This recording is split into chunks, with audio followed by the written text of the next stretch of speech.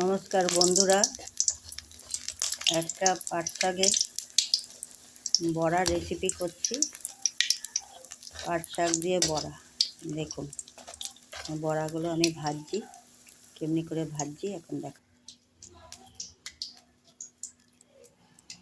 আমি ওই বড়াটা ভাজার জন্য আমি একটা ব্যাটার করে নিয়েছি। এর মধ্যে 2 চামচ বেসন আছে, 2 চামচ কর্নফ্লাওয়ার আছে, 2 চামচ ময়দা আছে। তার মধ্যে একটু নুন দিয়েছি, একটু লঙ্কার গুঁড়ো দিয়েছি, একটু হলুদ গুঁড়ো দিয়েছি, দিয়ে একসাথে এগুলোকে একটু জল দিয়ে ফেটিয়েছি। ফেটিয়ে এই যে ব্যাটারের ঘনত্বটা এরকম আছে।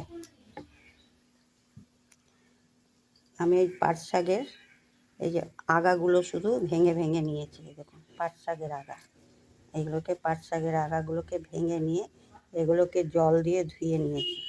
দিয়ে আমি এগুলোকে ব্যাটারে এমনি করে ডুবাবো আর ওই তেলে দিয়ে ছাড়বো। এই যে পাট শাকের মাথাগুলো নিয়েছি, এটার মধ্যে আমি ব্যাটারে এমনি করে ডুবাবো।